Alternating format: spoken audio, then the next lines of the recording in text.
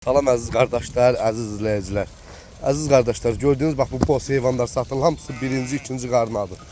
Bax belə qızıl yelindəyiz. Selekdə votavot doğası xam işəklərdir. Bugündən may ayının 11-idir.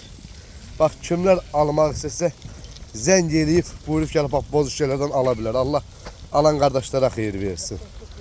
Bax bundan bax votavot doğası xam işəklərdir. Görsünüz bozları. Süper heyvanlardır, süper. Yani kim almak istəyir, kom, yani hissi almak istəyirsə zəng eləyib, bax, sən belə yetikdir. Zəng eləyib, gəl bax, görürsən, içində yoxsa bir 150 tamam belə yetik heyvan var. 2 günün içində bir 10 dənə də doğubdur. Yani kim 100-150'dan alsa 10 dənə balanlı da yani hemen qiymətə verərik, boğazların qiymətinə.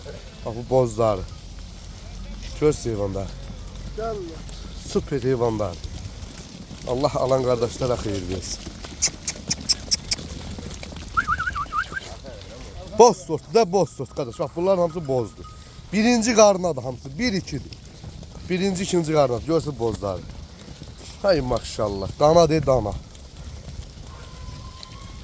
Görürsün bak bir ecə sabadır çoxu.